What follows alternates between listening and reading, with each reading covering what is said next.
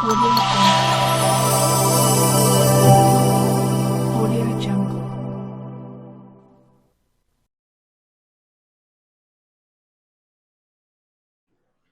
तो हेलो बच्चों, कैसे हैं आप लोग? राधे राधे। होप सो आप लोग बहुत अच्छे होंगे एंड मैं आपको बता दूं कि मैं भी बहुत अच्छा हूं। आज हम दो अपने नए टॉपिक करने वाले हैं। वो दो नए टॉपिक करने के बाद आज हमारी जो क्लास है वो ओवर हो जाएगी। इनफैक्ट ये चैप्टर भी ओवर हो जाएगा। तो जो दो हमारे जो स्पेशल टॉपिक हैं, जो नए टॉपिक है, एक है जॉइंट वेंचर और एक ऐसा टॉपिक जो न्यूली ऐड हुआ है आपकी बुक में, दैट इज पी क्यूब, जिसको हम बोलते हैं प्राइवेट पब्लिक प्राइवेट पार्टनरशिप। तो सबसे पहले हम स्टार्ट करते हैं जॉइंट वेंचर के साथ कि जॉइंट वेंचर क्या होता है। ठीक है, आइए देखते हैं फटाफट से। देखो, जॉइंट वेंचर भी क्या है, एक बिजनेस करने का एक नया तरीका है, या मैं कह लूं कि अगर किसी को बिजनेस करना है तो इस फॉर्म में भी आके बिजनेस करा जा सकता है। जॉइंट वेंचर आज के टाइम में बात करें तो रिलायंस इंडस्ट्री सबसे ज्यादा जॉइंट वेंचर में है, जिसने एम्पल ऑफ जॉइंट वेंचर करे हैं रिसेंट कुछ ईयर में। ठीक है, इसके अलावा अगर और बेस्ट जॉइंट वेंचर की अगर बात करें तो आपने सभी लोगों ने नाम सुना होगा एक मारुति उद्योग करके, जिसमें एक जापान की एक सुजुकी कंपनी थी और साथ में इंडिया इंडिया की एक कंपनी थी, जिन्होंने आपस में मिलकर एक जॉइंट वेंचर करा था। ठीक है, इसको हमने नाम दिया था मारुति उद्योग करके। मारुति उद्योग अब तो एग्जिस्टेंस में नहीं है, लेकिन पहले ही एग्जिस्टेंस में था और उन्होंने कुछ टाइम के लिए काम भी करा। जॉइंट वेंचर, आपको एक स्पेशल चीज और बताऊं कि जॉइंट वेंचर क्या है, कि एक कह सकते हैं कि एक पार्टनरशिप है जो स्मॉल ड्यूरेशन के लिए होती है, यानी कि कॉन्ट्रैक्ट बेस्ड होती है। यहाँ पे एक एग्रीमेंट और कॉन्ट्रैक्ट किया जाता है जॉइंट वेंचर करने के लिए। दो कंपनीज आपस में मिलकर जब एक नया कुछ बिजनेस सेटअप करते हैं कुछ पीरियड ऑफ टाइम के लिए, तो उसे हम जॉइंट वेंचर ही कहते हैं। इसको आप पार्टनरशिप भी कह सकते हैं, क्योंकि पार्टनरशिप में क्या है, दो पार्टनर है कि दो कंपनी आपस में पार्टनरशिप कर रही हैं कुछ एक नया बिजनेस करने के लिए। इसके अलावा अगर आपको मैं एक और एग्जांपल दूं जॉइंट वेंचर का, ताकि आप बहुत अच्छे से समझ पाएं, तो उसका एक एग्जांपल और भी है जिसका आपने नाम सुना होगा, हीरो और होंडा। हीरो क्या है, हमारी बेसिकली इंडियन साइकिल कंपनी थी, और होंडा क्या था, होंडा भी एक हमारी जापान की कंपनी थी, होंडा मोटर्स। उन दोनों ने आपस में क्या करा, एक जॉइंट वेंचर करा कुछ टाइम के लिए, जब हमारी हीरो होंडा बाइक्स आती थी। लेकिन आज के टाइम में आप देख पाते हैं कि हीरो होंडा जैसी कोई भी बाइक एग्जिस्टेंस में नहीं है। अब बाइक सिर्फ और सिर्फ हीरो के नाम पे आती है। क्यों? क्योंकि एक जॉइंट वेंचर एक पर्टिकुलर पीरियड ऑफ टाइम का था, एक ड्यूरेशन के लिए था, एक कॉन्ट्रैक्ट था। वो कॉन्ट्रैक्ट जैसी ओवर हुआ, दो कंपनियां अलग अलग हो गई। देखो प्रोसेस कैसे चला, पहले दो कंपनियां अलग थी, आपस में मिली है कॉन्ट्रैक्ट के बेसिस पे, और जैसी वो काम पूरा हो गया या उनको ऐसा लगता है कि अब साथ में काम करने में सिनर्जी नहीं आ रही है, तो क्या करते हैं, वो सेपरेट हो सकते हैं, वो कॉन्ट्रैक्ट अपना तोड़ सकते हैं। तो अब थ्योरी के हिसाब से समझते हैं कि जो मैंने आपको समझाया क्या वो थ्योरी में है या नहीं है। आइए देखते हैं। सबसे पहले पॉइंट हमारा बोलता है कि जब जब दो या दो से ज्यादा फर्म्स, जब दो या दो से ज्यादा फर्म्स में सब सब इंक्लूड हो जाते हैं, कंपनीज भी हो गई, कोई भी चीज हो गई, सब इंक्लूड हो गए। जब दो या दो से ज्यादा फर्म्स आपस में स्टेब्लिश करते हैं एक न्यू एंटरप्राइज, तो उसको हम जॉइंट वेंचर बोलते हैं। अब दो फर्म्स आपस में क्यों मिल रही, आप मुझे एक बात बताओ, हीरो और होंडा आपस में क्यों मिले होंगे? मारुति या गवर्नमेंट ऑफ इंडिया ने मिलकर आपस में एक मारुति उद्योग क्यों बनाया होगा? आप मुझे खुद सोचो। एक एग्जांपल आप चाहें तो और भी ले सकते हैं। आपने देखा होगा कुछ सीजनल बेसिस कुछ बिजनेस होता है, जैसे कि दिवाली है, होली है। होली कब है? होली होली है तो होली में क्या होता है कि 10-15 दिनों के लिए क्या है, रंग बिकता है। तो उसमें क्या होता है, दो लोग आपस में मिलकर एक छोटा सा जॉइंट वेंचर कर सकते हैं, कॉन्ट्रैक्ट कर सकते हैं कि एक इंसान के पास तो जमीन है और दूसरे इंसान के पास क्या है, पैसा है। तो जिसके पास जमीन है वो दुकान सेटअप कर लेगा, और जिसके पास पैसा है वो क्या है, पैसे का स्टॉक भर, मतलब उस पैसे से स्टॉक भर सकता है रंग का, जिसको वो कुछ दिन बेचेंगे, प्रॉफिट आपस में डिस्ट्रीब्यूट करेंगे कोई भी रेशियो में, और फिर घर चले जाएंगे, फिर उनका कॉन्ट्रैक्ट क्या है, ओवर हो जाएगा। तो दो लोग आपस में मिल रहे हैं तो वो दो लोग आपस में एक दूसरे का बेनिफिट देख रहे हैं। अच्छा, मेरे पास लैंड है तो उसके पास पैसा है, अगर हम दोनों मिल जाएं तो मुझे अलग से पैसे की जरूरत नहीं पड़ेगी और उसको अलग से लैंड की भी जरूरत नहीं पड़ेगी। ठीक है, तो जब दो लोग आपस में मिल रहे हैं तो कुछ ना कुछ दोनों का आपस में कुछ बेनिफिट होना चाहिए, तभी जॉइंट वेंचर फॉर्म होते हैं। सेकंड फॉर्म में लिखा है the two firms contribute capital and participate in management of enterprise. ठीक है, तो क्या है, दो जो फर्म्स हैं वो आपस में कैपिटल कैपिटल यानी कि पैसा लेके आ रहे हैं, और दोनों एक दूसरे के मैनेजमेंट, अब तो एक मैनेजमेंट हो जाएगा। जब दो एंटरप्राइज ने मिलकर एक नई एंटरप्राइज बना ली तो अब एक मैनेजमेंट हो गया, तो दोनों लोग ही क्या करेंगे, दोनों लोग अब एक मैनेजमेंट में पार्टिसिपेट करेंगे और बिजनेस को आगे लेके जाएंगे। एक एग्जांपल और भी ले सकते हैं, सपोज मान लेते हैं कि मैकडोनल्ड्स है, ठीक है, मैकडी है। मैकडी क्या बेचता है, सिर्फ और सिर्फ बर्गर्स बेच रहा है, और दूसरा है क्या, एक डोमिनोज। डोमिनोज क्या है, पिज्जा बेच रहा है।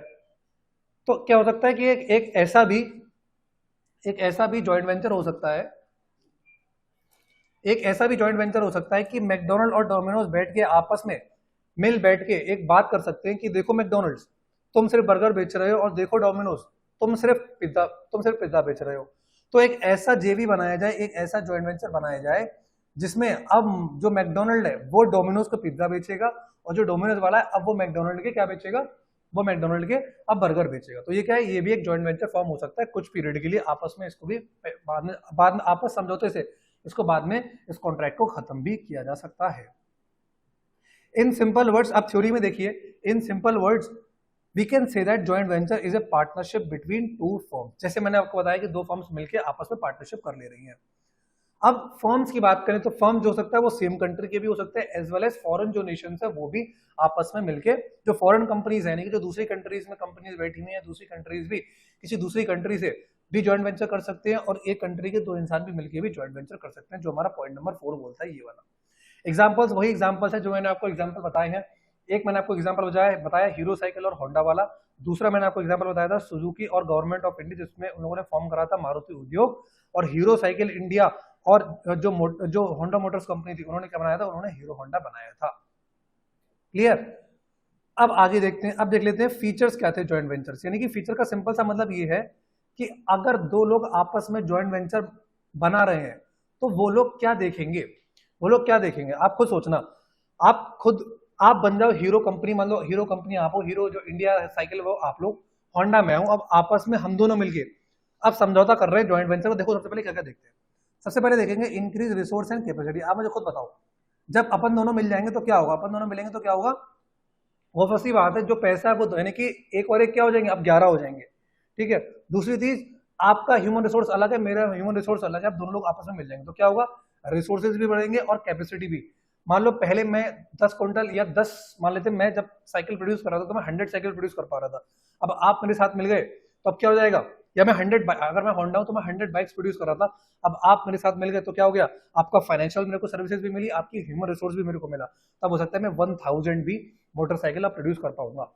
साथ में कंपनी क्या होगी, ग्रो भी होगी और एक्सपेंड भी होगी। तो पहला जॉइंट वेंचर फीचर में क्या देखेंगे कि क्या अगर हम दोनों मिल जाएंगे तो रिसोर्सेज भी बढ़ जाएंगे, साथ में हमारी कैपेसिटी भी बढ़ेगी। पहला पॉइंट आपको ये देखना है। दूसरा पॉइंट ये देखना है, access to new market and distribution network. जब होंडा का जापान की कंपनी थी, जैसे ही मान लो उसने जॉइंट वेंचर करा तो वो इंडिया में आ गया, तो जैसे ही वो इंडिया में आ गया तो होंडा को एक नया वेंचर बनाने के साथ एक न्यू मार्केट में भी एक्सेस करने का मौका मिला। पहले वो जैपनीज कस्टमर को क्या करा था, कैटर करा था, अब साथ साथ वो इंडियन कस्टमर्स को भी कैटर कर सकता है। कोई दिक्कत यहां तक? हम लोग बहुत स्लो चल रहे हैं एंड बहुत अच्छे से पढ़ रहे हैं। ठीक है, 2 मिनट।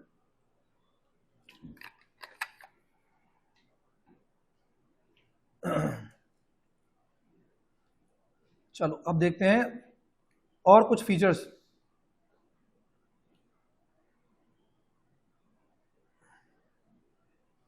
चलिए बस हो गए सेट। जो हमारा थर्ड पॉइंट आता है, थर्ड पॉइंट कहता है access to technology. Third point कहता है हमारा एक्सेस टू टेक्नोलॉजी। अब खुद सोचो, जब दो लोग आपस में मिल रहे हैं, जब खुद सोचो, जापान एक ऐसा नेशन है जिसमें टेक्नोलॉजी की कोई कमी नहीं है। वहां पे एडवांसमेंट ऑफ टेक्नोलॉजी यूं होती है जैसे चुटकी बजा दे ना, इतनी देर में क्या है वहां पे टेक्नोलॉजी एडवांस हो जाती है एज कंपेरिजन टू इंडिया। यहाँ पे क्या है, यहाँ पे हम लोग पहली बात तो, क्योंकि हमारी जो कंट्री की पॉपुलेशन है बहुत ज्यादा है, तो यहाँ पे हम टेक्निक पे ना फोकस करके हम लेबर की जो है वो ज्यादा इस्तेमाल करना चाहते हैं। तभी जो हमारी इंडियन नेशन है वो ज्यादा कैपिटल इंटेंसिव टेक्निक पे फोकस करता है बजाय कैपिटल इंटेंसिव टेक्निक में। तो उस समय में लौट जाओ पीछे, जब क्या था, जब जापान इंडिया में आया होगा तो इंडियन कंपनी है, जो हीरो वाली कंपनी थी, उसके दिमाग में क्या सोच होगी। आपको सोचो कि जापान की एक कंपनी इंडिया आ रही, जापान एक ऐसी कंट्री जिसको टेक्नोलॉजी में बादशाह माना जाता है, तो खुद सोचो तो क्या हुआ होगा, superior quality of products manufacture होना स्टार्ट हो गए होंगे जैसे ही हीरो और होंडा आपस में मिले होंगे। तो क्या है, एक superior quality of products manufacture होना स्टार्ट हो जाएंगे, प्लस कॉस्ट ऑफ प्रोडक्शन भी लो होना शुरू हो जाएगी, और इसके साथ साथ टाइम की भी बचत होगी। जब दो लोग आपस में मिल जाएंगे, ठीक है, टाइम की बचत होगी, एनर्जी की भी बचत होगी, इन्वेस्टमेंट की भी बचत होगी। अब खुद सोचो, अब होंडा के पॉइंट ऑफ व्यू से सोचो कि वो इंडिया में आया, उसको लैंड खरीदने की जरूरत नहीं पड़ी क्योंकि ऑलरेडी होंडा के पास था, ठीक है, और को सेटअप करने की जरूरत नहीं पड़ी क्योंकि सारा सेटअप क्या है हीरो ने कर रखा है। तो होंडा को इतनी फैसिलिटी मिल गई, उसका इन्वेस्टमेंट बच गया। फोर्थ वाला पॉइंट की बात करते हैं, innovation. Joint venture helps business to come up with new and innovative products. ठीक है, जब भी जॉइंट वेंचर हो रहा है आप समझ लो एक इनोवेटिव प्रोडक्ट क्या है, एक जन्म लेने वाला है, क्योंकि दो कंपनी आई इसलिए रही आइए कुछ मिलकर नया करते हैं। तो जब नया करेंगे तो क्या होगा, एक प्रोडक्ट आपको मिलेगा अच्छा। तो जब नए आइडियाज, देखो दो कंपनी मिलेंगे तो नए आइडियाज मिलेंगे, नई टेक्नोलॉजी आएगी, सिनर्जी डेवलप होगी, तो ऑटोमेटिकली एक इनोवेशन मार्केट में लॉन्च होगा ही होगा। फिफ्थ में बात करते हैं लो कॉस्ट ऑफ प्रोडक्शन। ध्यान से पढ़िएगा इसको, when international companies merge with an Indian company then they get immense benefit due to lower cost of production because of low cost of raw material। जब एक इंटरनेशनल कंपनी, जब एक foreign company India company के साथ कोई ऐसे joint venture खोलेगी तो उसका सीधा बेनिफिट इंटरनेशनल कंपनी को या फिर उस फॉरेन कंपनी को इमीडिएट मिलेगा, क्योंकि हमारे भारत में लेबर बहुत सस्ती है, हमारे भारत में रॉ मटेरियल जो है बहुत सस्ता है, हमारे भारत में इंजीनियर्स चीप दामों पर मिल जाते हैं, या मैं कह लूं कि इन कंपैरिजन टू अगर आप कोई फॉरेन साइंटिस्ट हायर करेंगे तो उनसे सस्ता तो हमारे इंडिया में मिल ही जाएगा।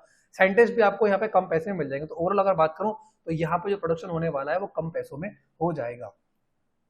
तो 6 पॉइंट की तरफ बढ़ते हैं और ये हमारा लास्ट पॉइंट है जॉइंट वेंचर का। बाद जॉइंट वेंचर के बस आपको छोटा सा रिवीजन कराएंगे, फिर हम आगे बढ़ेंगे अपने next topic and it is the last topic. Establish की अगर बात करें, जब दो फर्म्स आपस में मिलकर जॉइंट वेंचर करते हैं तो उसमें जो एक पार्टी होती है उसको दूसरी पार्टी का गुडविल मिलता ही मिलता है। मैं ऐसा मानता हूं कि जब होंडा इंडिया में आई होगी तो हीरो एक अपना ब्रांड सेटअप पहले ही कर चुकी थी साइकिल में। तो जब होंडा इंडिया में आई थी तो मैं कह सकता हूं उसमें इमेंस बेनिफिट किसको मिला था, ऑब्वियसली होंडा को मिला था, क्योंकि होंडा क्या है, एक जापानीज कंपनी थी। हालांकि वो अपनी कंट्री में बहुत अच्छी थी, लेकिन इंडियन जो लोग थे वो क्या कर रहे थे, हीरो को ज्यादा प्रेफर कर रहे थे। तो जो ब्रांड वैल्यू थी, जो गुडविल थी हीरो की, उसका इमेंस बेनिफिट ऑटोमेटिकली होंडा को मिला था। तो यहाँ पे जो था हमने जॉइंट वेंचर अपना टॉपिक बड़े अच्छे से कर लिया था। अगर अभी भी कोई दिक्कत रह जाती है तो आइए उसको मिलकर फटाफट से रिजॉल्व कर लेते हैं। जॉइंट वेंचर मैंने आपको बताया था कि जब दो कंपनी या दो फर्म्स मिलकर आपस में एक नई एंटरप्राइज बनाते हैं उसको जॉइंट वेंचर बोलते हैं, या मैं सिंपल भाषा में कह सकता हूं कि एक नई पार्टनरशिप फर्म का जन्म हो गया। जो फर्म्स आपस में मिल रही हैं वो हो सकता है कि दोनों ही डोमेस्टिक एंटरप्राइजेज, यानी कि दोनों ही भारत की हो, ऐसा भी हो सकता है कि एक विदेश की हो, एक इंडियन हो, ऐसी भी कंपनी आपस में मिलकर जॉइंट वेंचर बना सकती है। एग्जाम्पल बड़े बेहतरीन लिए गए थे, लाइव एग्जाम्पल जो थे, एक था हमारा हीरो होंडा का था जिसमें हीरो इंडिया की थी और होंडा जापान की थी। एक हमने एग्जाम्पल लिया था गवर्नमेंट ऑफ इंडिया, और एक हमने लिया था सुजुकी मोटर जिसको फॉर्म करके बनाया गया था मारुति उद्योग। ये तो हमारे होगा रियल लाइफ एग्जाम्पल। अगर एक हाइपोथेटिकल में एग्जाम्पल हूं जिसमें हमारा था एक मैकडोनल्ड्स और एक मैंने लिया था डोमिनोज का। ठीक है, फीचर्स की अगर बात करी तो देखो फीचर्स अगर आपको याद करने तो सबसे सिंपल, देखो 10th वाला बच्चा जब 11th में आता है तो उसकी सोच ये होती है सर इतने merits, demerits, advantage, feature, characteristic कैसे याद होंगे। जब तक कॉन्सेप्ट की क्लैरिटी नहीं होगी सारी चीजें इतनी आसानी से याद नहीं होने वाले हैं। हालांकि मैंने आपको कोड दे दिया है तो वो रट्टाफिकेशन के लिए तो अच्छे हो सकते हैं, लेकिन जिन बच्चों को कॉन्सेप्ट क्लैरिटी चाहिए पहले अपने कॉन्सेप्ट क्लियर करो और उसके बाद देखना तुमको मेरिट्स भी याद होंगे, तुमको डीमेरिट्स भी याद होंगे, तुमको सब कुछ याद होगा, कैरेक्टरिस्टिक्स और फीचर सब कुछ याद होंगे तुम्हें। ठीक है, तो पहला फीचर जॉइंट वेंचर का देख लेते हैं कि increase resource and capacity. Simple सी बात है, जब दो लोग आपस में मिलेंगे तो मेरा फाइनेंशियल रिसोर्स उसका फाइनेंशियल रिसोर्स मिलके एक और एक 11 हो जाएंगे, उसका जो ह्यूमन रिसोर्स है वो भी मिलेगा, ऑटोमेटिकली एक्सपेंशन एंड ग्रोथ तो होना ही होना है। सेकंड पॉइंट आते हैं एक्सेस टू न्यू मार्केट। अगर फॉरेन कंपनी इंडियन कंपनी में आएगी तो ऑब्वियसली वो इंडियन मार्केट में भी एक्सेस कर पाएगी। थर्ड हमारा पॉइंट था एक्सेस टू टेक्नोलॉजी। जब दूसरी कंट्री की टेक्नोलॉजी आपकी कंट्री से मिलेगी या दूसरी कंपनी की जब टेक्नोलॉजी आपकी कंपनी से मिलकर एड ऑन हो जाएगी तो एक सुपीरियर क्वालिटी ऑफ प्रोडक्ट जन्म मिलेगा, कॉस्ट ऑफ प्रोडक्शन भी लो हो जाएगी, टाइम भी सेव होगा, इन्वेस्टमेंट भी सेव होगा, एनर्जी भी सेव होगी। इनोवेशन की अगर बात करें, जब दो कंपनी आपस में मिल रही है, आपको सोचो एक कंपनी इंडिविजुअली काम कर रही है तो वो तो काम कर ही रही है जो जनरल काम है, अगर वो आपस में मिल रही है तो एक इनोवेटिव प्रोडक्ट बनाने के लिए मिल रही है, ऐसा कहा जा सकता है। लो कॉस्ट ऑफ प्रोडक्शन, एक इंटरनेशनल कंपनी जब इंडियन कंपनी के साथ मर्ज करेगी तो यहाँ पे क्या होगा, उसको यहाँ पे इमेंस बेनिफिट मिलेगा। क्यों? क्योंकि लोअर कॉस्ट ऑफ प्रोडक्शन होगी। कैसे होगी? यहाँ पे उसको रॉ मटेरियल सस्ता मिल सकता है, लेबर सस्ती मिल सकती है, साइंटिस्ट सस्ते मिल सकते हैं, इंजीनियर सस्ते मिल सकती है। ठीक है, स्टेब्लिश की अगर बात करें तो एक फर्म जब दूसरे फर्म के साथ कॉन्ट्रैक्ट कर रही है जॉइंट वेंचर का, तो एक फर्म को चाहे वो कोई सी भी पार्टी हो उसे दूसरी पार्टी का बेनिफिट मिलेगा ही मिलेगा, या मैं यूं कह लूं उसे गुडविल या ब्रांड वैल्यू का बेनिफिट मिलेगा ही मिलेगा। आई होप सो ये टॉपिक अब आपके खून में बस चुका है। इसके बाद अब आपको कोई भी दिक्कत नहीं होने वाली है जॉइंट वेंचर्स में और उसके फीचर के साथ में, ऐसा मैं आश्वासन दे रहा हूं आपको इतना टॉपिक समझाने के बाद और इसके थ्योरेटिकल नोट्स देने के बाद। ठीक है, अब बढ़ते हैं अपना एक टॉपिक पब्लिक प्राइवेट पार्टनरशिप। ये टॉपिक जो है वो जल्दी में आपकी बुक में एड ऑन करा गया है, और ये क्यों जल्दी में एड ऑन करा गया, क्योंकि अब रिसेंट टाइम्स में ऐसा देखा गया है कि ये बहुत चाल चलन में आ रहा है। सबसे पहले मैं आपको हिंदी में बता दूं कि ये है क्या। देखो, पब्लिक प्राइवेट पार्टनरशिप, आप समझ सकते हैं कि पब्लिक को कौन गवर्न कर रहा है, पब्लिक को गवर्न करने वाला गवर्नमेंट है, और प्राइवेट प्राइवेट को कौन गवर्न कर रहा है, प्राइवेट को गवर्न करने वाले हम तो प्राइवेट लोग हैं, हम इंडिविजुअल हैं। अब एक वर्ड ऐड हो गया पार्टनरशिप का। देखो, जब गवर्नमेंट और कोई प्राइवेट प्लेयर आपस में मिल रहा है तब ये कॉन्सेप्ट जन्म ले रहा है। इस कॉन्सेप्ट से भी ये मतलब ये भी कह सकते हैं कि ये भी बिजनेस करने का एक तरीका है। जैसे सोल प्रोप्राइटरशिप, पार्टनरशिप हो गया, कंपनीज हो गई, एलएलपीज हो गई, जॉइंट वेंचर हो गई, ये सारे बिजनेस करने के तरीके हैं। वैसे एक बिजनेस करने का तरीका पब्लिक प्राइवेट ओनरशिप भी है। आई होप सो क्लियर है ना आपको। चलिए देखिए, इसमें आप सबसे पहले मैं अगर आपको एग्जांपल लूं तो आप इसमें एग्जांपल ले सकते हैं। जैसे कि मान लेते हैं आप लोग ट्रेवल करते होंगे, ठीक है, आप लोग ट्रेवल करते होंगे, कहीं पर भी आप ट्रेवल करते होंगे तो आप रास्ते में देखते होंगे कि आपको टोल मिलता है, ठीक है, आपको टोल मिलता है, गाड़ी आपकी वहां रुकती है, और फिर क्या होता है, या तो आप ये मान लेते हैं ये टोल है, ये टोल है, ठीक है, ये जाने वालों को रास्ता, ये आने वालों को रास्ता, यहाँ पे लगा हुआ है बैरियर। तो या तो आप अपने फास्टैग से पेमेंट कर देते हैं या तो आप कैश पेमेंट करते हैं, ठीक है। आपने टोल देखा होगा तो बहुत लोगों को लगता होगा कि ये टोल सारे क्या है, ये टोल सारे गवर्नमेंट के हैं। तो अगर आपको ऐसा लगता है तो मैं आपको बता दूं कि होता क्या है ऐसे कॉन्ट्रैक्ट में, कि जमीन जो है वो किसकी है, जमीन जो है वो गवर्नमेंट की है। यहाँ पे पब्लिक शब्द से मैं रिलेट कर रहा हूँ, पब्लिक और प्राइवेट। जो लैंड है वो गवर्नमेंट ने प्रोवाइड करवा दिया। अब गवर्नमेंट चाहती है कि इस पे जो कंस्ट्रक्शन हो पूरे रोड का, वो कोई प्राइवेट प्लेयर करो। सपोज मान लेते हैं, एग्जाम्पल ले लेते हैं, ये नहीं इस चीज में इन्वॉल्व नहीं, मान लेते हैं अडानी जी हैं, मान लेते हैं गवर्नमेंट ऑफ इंडिया इस समय जो गवर्नमेंट रूलिंग पार्टी है वो चाहती है कि जो हमारी जो गवर्निंग पार्टी है वो चाहती है कि अडानी जो है वो रोड का कंस्ट्रक्शन करे। सपोज मान लेते हैं 135 किलोमीटर का कंस्ट्रक्शन जो है वो अडानी जी करे। अडानी जी एक कॉन्ट्रैक्ट ले लेते हैं। गवर्नमेंट ऐसे कॉन्ट्रैक्ट क्यों देती है? तो गवर्नमेंट के पास ना और भी बहुत सारे मसले जिसमें उन लोग को रिजॉल्व करने होती है सारी चीजें। तो गवर्नमेंट चाहती है कि ये जो रोड वाला मसला है ना, ये मैं किसी को क्या करता हूँ, आउटसोर्स कर देता हूँ और वो सारा काम अच्छे से कंप्लीट करे। तो अडानी जी ने जो है क्या है 135 किलोमीटर का पूरा एक्सप्रेस वे बनाया अच्छे तरीके से। अब अडानी जी कहेंगे यार एक बात बताओ, मैं पैसा कैसे रिकवर करूं? तो गवर्नमेंट कहती है कोई बात नहीं, मैं तुमको एक ड्यूरेशन देती हूँ। सपोज मानते हैं 25 ईयर्स का ड्यूरेशन है। 25 ईयर्स क्या करते हैं, गवर्नमेंट जो है वो अडानी जी को देगी कि कोई बात नहीं, तुम यहाँ पे टोल बना लो और 25 सालों तक, आने वाले 25 सालों तक तुम टोल कलेक्ट करो, यही तुम्हारा रेवेन्यू है। तुम 25 साल तक टोल कलेक्ट करो, देखो तुम्हारे 25 साल में तुम्हारी कॉस्ट रिकवर होती है, तुम प्रॉफिट भी अच्छा खासा कमा लो, वो तुम पर डिपेंड करता है। तो क्या है, ये टोल क्या है, गवर्नमेंट पब्लिक इन्वॉल्व हो गई और प्राइवेट में कौन होगा, अडानी जी हो गए। इन दोनों ने आपस में पार्टनरशिप कर ली रोड बनाने की, और रोड बनाने के बाद अडानी जी को कैसे रेवेन्यू मिल रहा है, इन द फॉर्म ऑफ टोल। ठीक है, तो मैंने आपको समझा दिया। तो ऐसे क्या है, प्राइवेट पब्लिक और प्राइवेट पार्टनरशिप होती है। क्लियर हो गया? जब जहां पे गवर्नमेंट और एक प्राइवेट प्लेयर आपस में मिलके कोई बिजनेस कर रहे हैं उसको हम बोलते हैं पब्लिक प्राइवेट पार्टनरशिप। ठीक है, पब्लिक प्राइवेट पार्टनरशिप को आप चाहें तो पी क्यूब भी बोलते हैं, पी क्यूब से भी बोलते हैं, ठीक है, पी पी पी भी बोलते हैं और साथ में P3 भी बोलते हैं। क्लियर, कोई दिक्कत तो नहीं? चलिए अब नोट्स में देखते हैं। सबसे पहले लिखा हुआ है कि public private partnership describes a government service और private business which is funded and operated through a partnership of government and one or more private sector। ठीक है, पब्लिक प्राइवेट पार्टनरशिप का जन्म कैसे होता है, जब गवर्नमेंट ऑफ इंडिया और साथ में कोई भी एक प्राइवेट सेक्टर की कंपनी आपस में जब मिलके कुछ काम कर रहे हैं उसको बोलते हैं पब्लिक प्राइवेट पार्टनरशिप। और इस स्कीम को भी हम पी क्यूब, P3 या PPP भी बोलते हैं। इसका एग्जांपल आपको मैंने टोल वाला ले लिया, किसी और को भी एग्जांपल लेना तो आप दूसरा एग्जांपल भी ले सकते हैं। सपोज मान लेते हैं एक हॉस्पिटल जो है वो हॉस्पिटल की बिल्डिंग बननी है।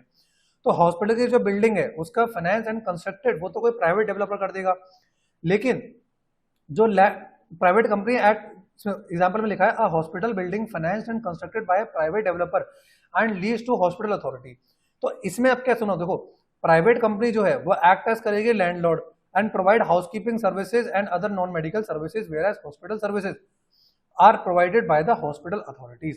तो यानी कि बिल्डिंग तो सब बना दी उसने प्राइवेट वाले ने, और उसके अंदर हॉस्पिटल सर्विस कौन प्रोवाइड करवा रहा है, गवर्नमेंट प्रोवाइड करवा रहा है। ठीक है, समझ गए, कोई दिक्कत तो नहीं? अब आओ आगे बढ़ते हैं। अब देख लेते हैं कुछ इसके भी फीचर्स, देख लेते हैं कि कुछ फीचर्स पीपीपी के भी फीचर्स हम देख लेते हैं। पहला फीचर आता है, खुद सोचो, पहला फीचर आता है हमारा contract between public sector and private party. तो जैसे कि मैंने पहले थ्योरेटिकल में बताया कि इसके अंदर पार्टनरशिप किन किन लोगों में हो रही है, किन किन लोगों में पार्टनरशिप हो रही है। तो इसके अंदर जो पार्टनरशिप हो रही है, एक तो पार्टनरशिप जो हो रही है, पार्टनरशिप का कॉन्ट्रैक्ट बन रहा है, एक तो पब्लिक सेक्टर अथॉरिटी में कॉन्ट्रैक्ट बन रहा है और एक प्राइवेट पार्टी के अंदर कॉन्ट्रैक्ट बन रहा है।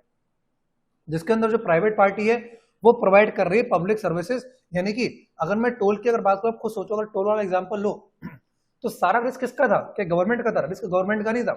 गवर्नमेंट ने तो एक कॉन्ट्रैक्ट अडानी जी को दे दिया और बोल दिया तुम रोड बनाओ।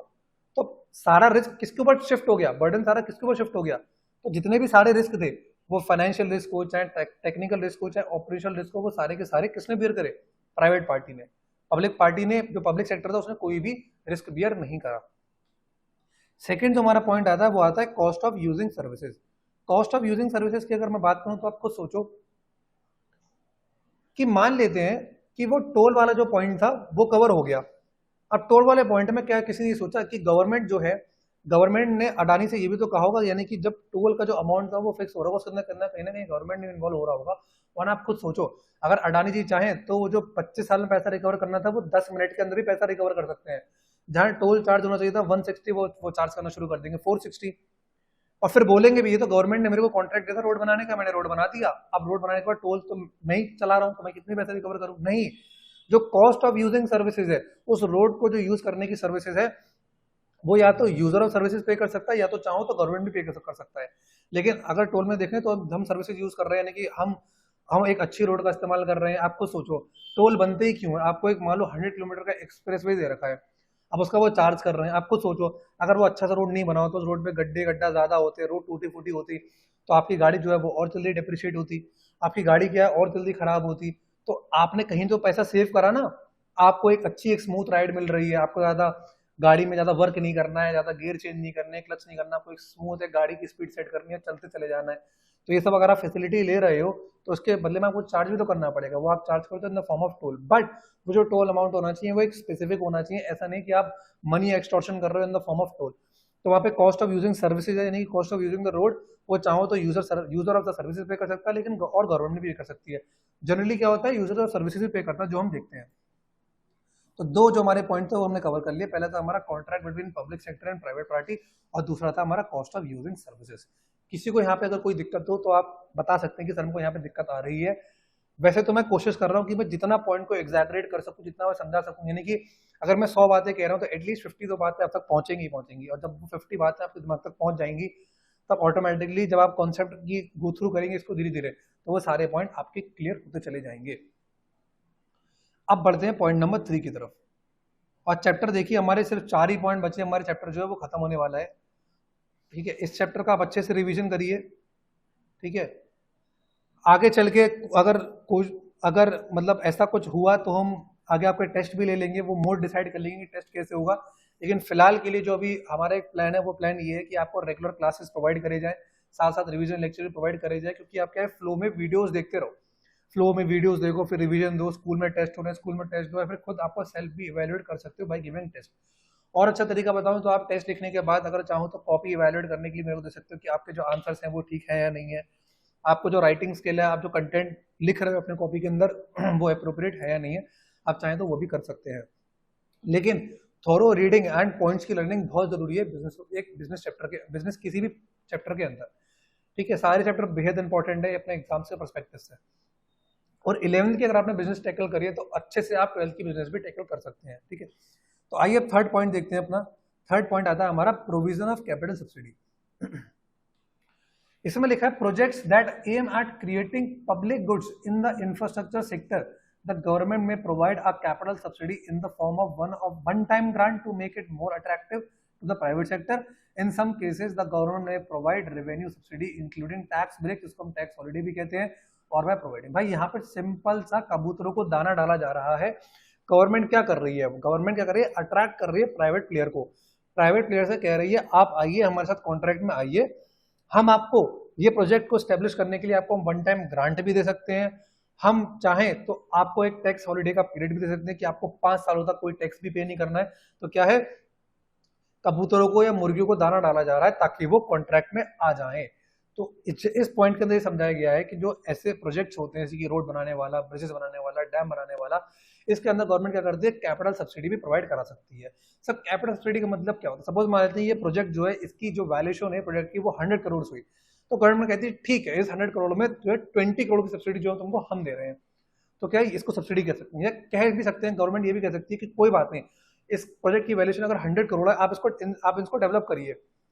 इसको डेवलप करने के बाद अगले आपको 10 इयर्स तक कोई भी टैक्स पे नहीं करना है। You collect the revenue from the public but you do not have to pay any taxes. इसको बोलता है tax holiday period. Tax holiday period कितना, 10 ईयर्स है अपने वाले केस में।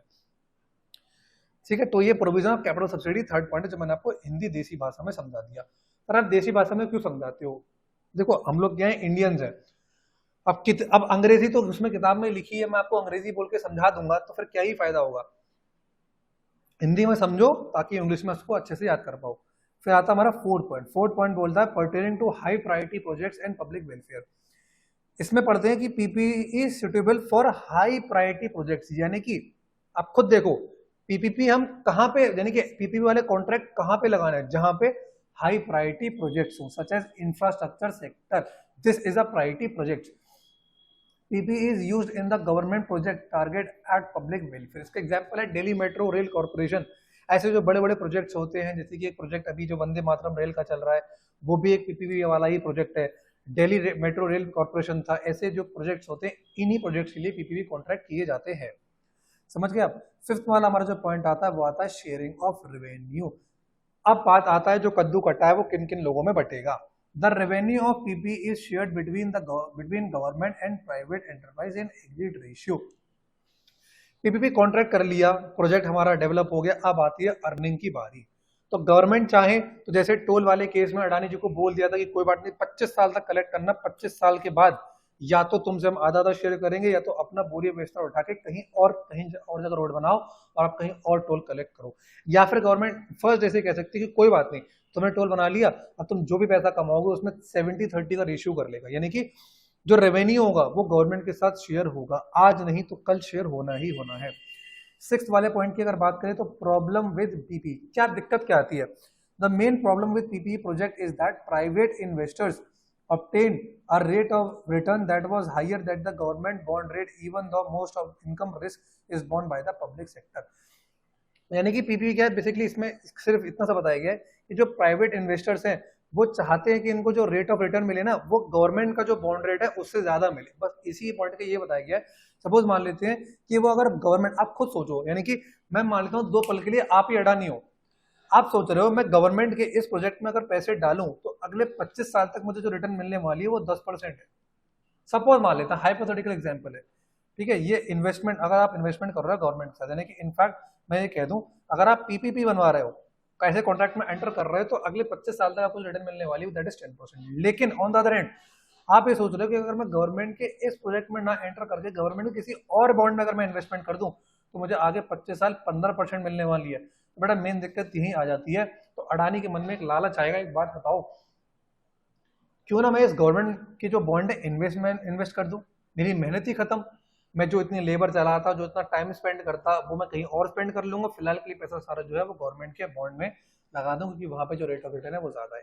तो ये कुछ 6 प्रकार की दिक्कतें जो अक्सर, सॉरी ये जो 6th वाला पॉइंट है ये एक सी दिक्कत है जो सामने आती है, अन्यथा ऐसी कोई भी दिक्कत नहीं जो पीपी में आती है और ये मॉडल बड़ा अच्छे तरीके से चल रहा है। सर इस मॉडल का जन्म कहाँ से हुआ पर ये तो नहीं बता सकता, लेकिन भारत में सबसे पहले जो इम्प्लीमेंट हुआ है वो गुजरात में हुआ है। कहाँ पे हुआ है? गुजरात में हुआ है। जिस टाइम ये गुजरात में इम्प्लीमेंट हुआ था उस टाइम के वहां के जो चीफ मिनिस्टर थे वो अभी के हमारे प्राइम मिनिस्टर है, मोदी जी ने वहां पे इम्प्लीमेंट करा था। और वहां पे इम्प्लीमेंट करने के बाद बड़े रिसेंट चेंजेस जो है वो ये कह सकते हैं बड़े डायनामिक चेंजेस जो है वो देखने को मिले। वहां पे ग्रोथ और एक्सपेंशन बड़ी तेजी से मिला। इसके बाद ये देखा गया कि धीरे धीरे जो एक्सपेंशन और ग्रोथ है वो गुजरात में इतना बढ़ चुका है कि उसके बाद अब ये पूरे एंटायर कंट्री के अंदर ऐसा ये मॉडल जो है, ये बिजनेस मॉडल इम्प्लीमेंट करा जा रहा है। अब इम्प्लीमेंट क्यों हो पाया? सबसे पहले क्योंकि वहां पे गुजरात में इम्प्लीमेंट हो चुका था, वहां पे इसके सक्सेसफुल जो थे बेनिफिट्स वो देखे गए थे, तो आज हमारी कंट्री में भी इम्प्लीमेंट हो रहा है। इसीलिए आपके टॉपिक बिजनेस में 11th के चैप्टर में डाला गया ताकि जो हमारी कंट्री में चल रहा है वो 11th के जो नन्हे मुन्ने बच्चे जो 10th से बिल्कुल अभी पास होके आए हैं वो ऐसे टॉपिक्स को पढ़े और उनको अच्छा इंटरेस्ट आए। ठीक है, आई होप सो आपको बड़े अच्छे तरीके से इसमें इंटरेस्ट आ रहा है। मैं टॉपिक आपको बेहद एग्जांपल्स, अच्छे से एग्जांपल लेके आपको समझा रहा हूँ, कोशिश कर रहा हूँ मैं अपनी पूरी कि आपको बड़े अच्छे तरीके से समझ में आए।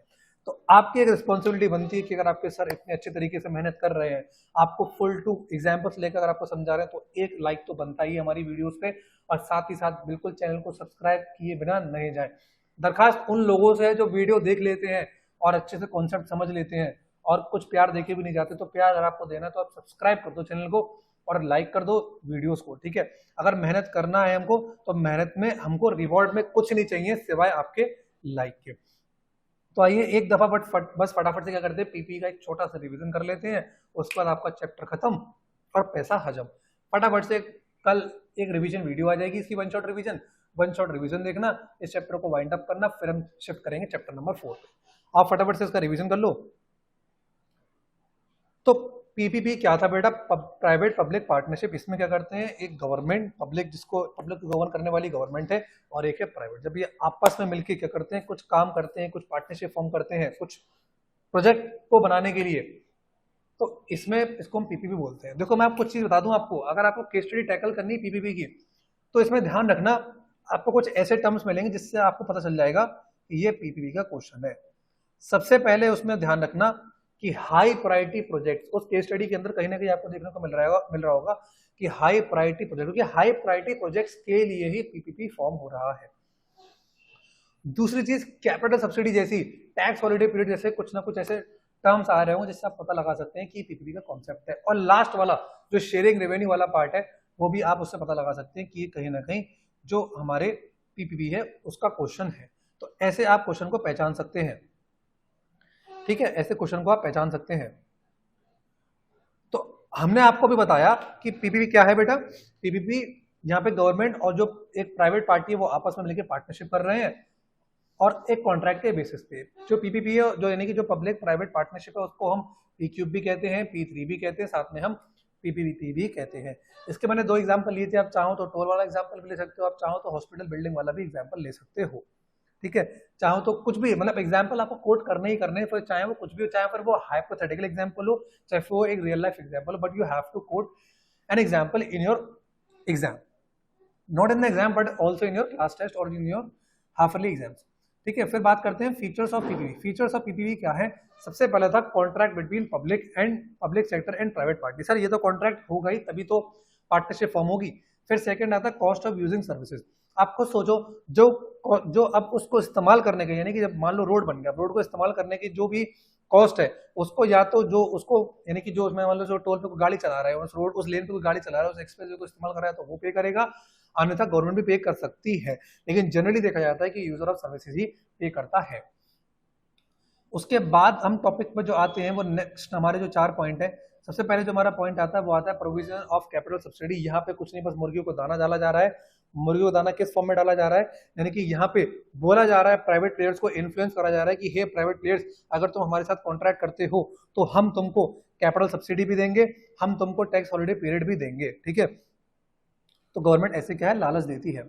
फोर्थ वाला पॉइंट आता है pertaining to high priority projects and public welfare, यानी कि ऐसे जो प्रोजेक्ट्स हैं जो हाई प्रायोरिटी प्रोजेक्ट्स होते हैं, फॉर एग्जांपल इंफ्रास्ट्रक्चर सेक्टर, जैसे कि एग्जांपल दिल्ली मेट्रो जो रेल कॉर्पोरेशन था, ऐसे बड़े बड़े प्रोजेक्ट के लिए पीपीपी की कॉन्ट्रैक्ट एंटर करे जाते हैं।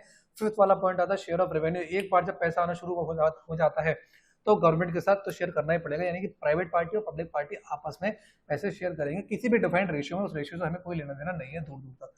और लास्ट हमारा जो पॉइंट आता है वो आता है problem with PPP. The main problem with PPP क्या है कि यहाँ पे एक दिक्कत ये आती है कि जो प्राइवेट प्लेयर है वो सोच सकता है कि अगर मुझे गवर्नमेंट के जो पॉइंट्स है उसमें मुझे अच्छा रेट ऑफ रिटर्न मिल रहा है तो फिर मैं क्यों प्रोजेक्ट में पैसे डालूं। तो यहाँ पे जो हमारा है वो चैप्टर का जो है वो दी एंड हो चुका है, दी एंड। आप भी लिख देना अपनी कॉपी में दी एंड। बहुत मजा आया इस चैप्टर को करते हुए, आई होप। और सारे चैप्टर में आपको ऐसे ही मजे आने वाले हैं, एक अच्छे अच्छे एग्जांपल्स लेके, कलरफुल नोट्स देके और अपनी शॉर्ट वीडियोस बना के, जो मेरी 30-35 मिनट्स की वीडियो आती हैं। मैं चाहता हूं कि आप मेरी वीडियोस देखें और ज्यादा से ज्यादा कंटेंट को आप अपने मैंने उसको यूटिलाइज करना सीखें, उसको अच्छे तरीके से। ये प्लेटफॉर्म अगर आपको दिया गया है, इस प्लेटफॉर्म का मिसयूज ना करके इसको अच्छे तरीके से यूज करिए ताकि आप सब लोगों से आगे निकल जाए, ठीक है। अब हमारा चैप्टर कंप्लीट होता है, इसके आगे अब कोई टॉपिक नहीं बचा आपके लिए, ठीक है। तो दिस इज सफिशिएंट आपको अपने एग्जाम्स में मार्क्स लाने के लिए, ठीक है। तो जिन बच्चों ने भी अभी तक वीडियो को लाइक नहीं करा है तो प्लीज वीडियो को लाइक कर दीजिए, चैनल को सब्सक्राइब कर दीजिए। ऐसे ही हम आपके लिए अच्छे अच्छे कॉन्सेप्ट बनाते रहेंगे और सारे चैप्टर्स आपको देंगे इसी प्लेटफॉर्म पे। Till then bye bye and take care.